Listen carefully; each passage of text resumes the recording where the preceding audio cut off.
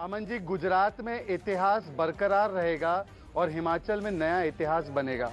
गुजरात में रिकॉर्ड जो है वो बरकरार रहेगा और हिमाचल में रिकॉर्ड टूटेगा। जिस प्रकार से उत्तर प्रदेश और उत्तराखंड में एक रिवाज टूटा है सरकारें बदलने का, वो हिमाचल में भी दिखेगा और गुजरात में रिकॉर्ड टूटेंगे। जिस प्रकार से प्रचंड बहुमत, ऐतिहासिक बहुमत के साथ जीत होगी और इसके लिए मुख्य कारण है जो पॉलिटिक्स ऑफ पीवी है। देखिए, उनके पास भी पीवी है, प्रियंका वाड्रा, पर हमारा politics of pro incumbency, politics of Vikas, politics of performance, politics of विश्वास, जो प्रधानमंत्री नरेंद्र मोदी प्रतिबिंबित करते हैं, उनके जन कल्याणकारी नीतियां प्रतिबिंबित करती हैं। आज वो पॉलिटिक्स ऑफ प्रो इनकम्बेंसी और विकास और विश्वास आज आपको नजर आ रहा है। इससे पहले अमन जी, किशोर जी, आपने सुना होगा एंटी इनकम्बेंसी, ये शब्द बहुत लेक्सिकॉन में घूमा था, पॉलिटिकल लेक्सिकॉन में। पर आज पॉलिटिक्स ऑफ प्रो इनकम्बेंसी की बात इसलिए होती है क्योंकि जहां पर भाजपा की सरकारें होती है वो जनता की एस्पिरेशंस को पूरा करती है, महिलाओं की खासकर एस्पिरेशंस को पूरा करती है और उनका प्रचंड समर्थन हमें मिलता है। आज वही दिखाई दे रहा है, चाहे हिमाचल की महिलाएं हो, गुजरात की महिलाएं हो,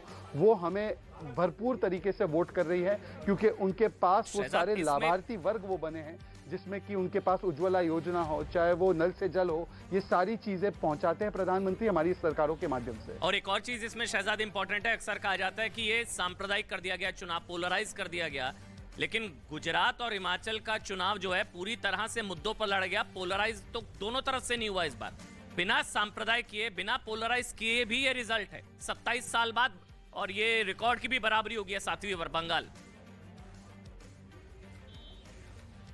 नहीं, सांप्रदायिकरण करने की कोशिश कुछ लोगों ने की। जब गोपाल इटालिया ने मंदिर और कथा को गालियां दी, जिस प्रकार से उन्होंने हिंदुओं के लिए अपशब्द कहे, जिस प्रकार से कांग्रेस का भी हिंदू आस्था पर चोट करने का एक पूरा कार्यक्रम रचा गया, उनके प्रदेश अध्यक्ष जगदीश ठाकुर ने सांप्रदायिक बयान दिए, चंदन जी ठाकुर उनके एक कैंडिडेट ने बड़े सांप्रदायिक बयान दिए, परंतु गुजरात की जनता ने एकमुठ होकर गुजरात के लिए और गुजरात की अस्मिता के लिए वोट किया। यहां तक कि प्रधानमंत्री को भी जो व्यक्तिगत गालियां दी गई, औकात दिखा देंगे, रावण, ये सारी चीजें कही गई, परंतु गुजरात की जनता ने इस बार विकास और अपनी अस्मिता के लिए एक प्रचंड बहुमत से प्रधानमंत्री मोदी और भूपेंद्र भाई पटेल में फिर से अपना विश्वास जताया है और सारे रिकॉर्ड तोड़ दिए। अच्छा, एक आखिरी सवाल पर शहजाद, जो कहा जा रहा था कि जितनी भी करप्शन के खिलाफ कार्रवाई हो रही थी वो चुनावी थी, अब क्योंकि चुनाव संपन्न हो गया है, आप लोगों की सरकार, वो करप्शन के खिलाफ कार्रवाई जारी रहेगी? जो बताया जा रहा था कि सत्येंद्र जैन, मनीष सिसोदिया शराब घोटाला से लेकर तमाम जो कार्रवाई चल रही थी,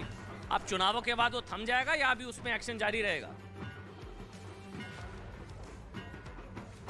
करप्शन चुनाव का नहीं, चरित्र का मुद्दा। अच्छा, अशोक वानखेड़े कुछ कह रहे हैं, एक मिनट शहजाद, एक मिनट, अशोक वानखेड़े आपसे बात कर रहे हैं, एक मिनट, अशोक वानखेड़े कुछ कहना चाह रहे हैं आपको। हाँ जी शहजाद, एक तो बधाई आपको लैंडस्लाइड विक्ट्री के लिए, और नरेंद्र मोदी ये ब्रांड है, आज मैं भी मानता हूँ क्योंकि रिजल्ट ऐसे दिख रहे हैं। आज मान रहे हैं, मैंने ये बात तो रिजल्ट आने के बाद ही मानूंगा ना, मैं पार्टी का कैडर थोड़ी हूँ यार। मैंने इस बात की प्रेडिक्शन की थी, यदि रिजल्ट आते हैं तो फेवर में।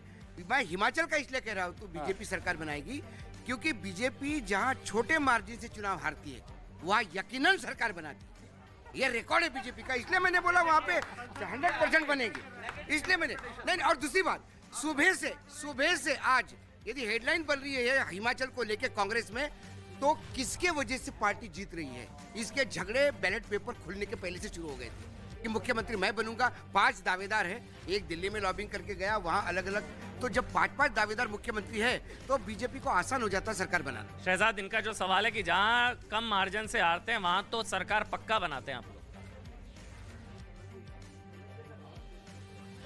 देखिए, हमारे नेताओं की कार्यक्षमता पर उनको इतना विश्वास है, ये तो समझ में आता है, पर अशोक वानखेड़े जी, कांग्रेस के नेता इतने बिके हुए होंगे या इतने बिकाऊ होंगे, ऐसे तो उनको अपमानित मत कीजिए। तो मैं ओपनली कहता हूं, वो टिकाऊ है, तो चाहे जितना भी एक पार्टी है इस देश में जो सबसे मिसाइल पार्टी और बिकने के लिए तैयार रहती है, वो कांग्रेस है।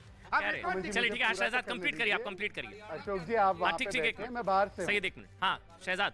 अमन जी, 2 रात पहले मैं आपके 2 रात पहले अशोक जी और मैं आपके शो पर थे। तब मैंने दिल्ली के भी विषय में प्रेडिक्शन किया था कि एग्जिट पोल के आंकड़े गलत है। मैंने गुजरात के विषय में भी कहा था और हिमाचल के भी विषय में कहा था। गुजरात पे मैं सही साबित हुआ, दिल्ली पर मैं सही साबित हुआ, हिमाचल थोड़ी देर के लिए इंतजार कर दीजिए। अशोक भाई, आपका मुंह मैं ही मीठा कराऊंगा।